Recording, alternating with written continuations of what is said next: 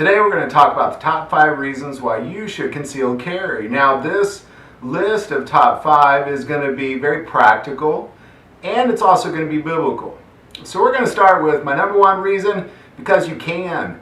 If you live in a place where you can conceal carry, you should be concealing carrying. We live in a world that oftentimes necessitates that you be able to defend yourself and your family. So the number 1 reason is because you can. Now the number 2 reason is because this world is crazy.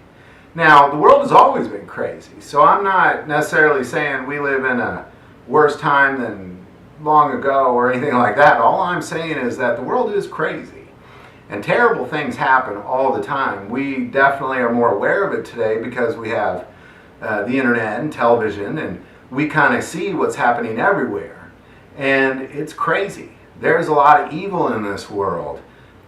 10 years ago, if you would have asked me if everybody's shown a gun, my answer would have been yes, but I would have included like a shotgun or a hunting rifle. If you said you owned a hunting rifle, I would have said, well, good, you got a gun, you're good. Today, however, I feel like you need to be able to conceal and carry a weapon in the world because it's particularly crazy. I think overall, as a human race, we are really losing track of the value of human life and really losing track of morals and what's good and evil. And I just think you need to be able to defend yourself. I definitely want to be able to defend myself. I think you should too. The number 3 reason is because if you train with your concealed carry weapon, everywhere you go, that place is safer because you are there. Whether it's in your house, at the store, at your church, at your family reunion, wherever you go, that place is safer because you're there. Now, when I went to the NRA convention in Louisville this last year, I'm going to be honest, I bet, well, there was 70,000 people there. My guess is there was about 50,000 concealed carry guns walking through that place. At no point did I fear that I'd be harmed in any way, shape, or form. More so, I felt like I was maybe in the safest place on the planet. I felt like I was in a very, very safe environment. The number 4 reason is because you need to protect yourself and your family. You have an obligation as a leader in that family to protect your family. If at any point in the life of your family, if you come across a threat, you need to be prepared to defend your family. And this is a big deal because I'll just tell you that wherever I go, at no point am I going to think to myself, if somebody pulls out a gun and decides to do something terrible at that place, at no point am I going to think, oh no, I wish I had a gun. And the number 5 reason, which I think is the best of all, is because it's biblical. If you look back to Luke 22:35, and I did a video on this, and I'll put that link here, but this is a very important scripture when it comes to defending yourself with a firearm, because in Luke 22:35 it says, "And he said unto them, When I sent you without purse and scrip and shoes, lacked you anything? And they said, Nothing. And then said he unto them, But now he that hath purse, let him take it, and likewise his scrip. And he that hath no sword, let him sell his garment and buy one."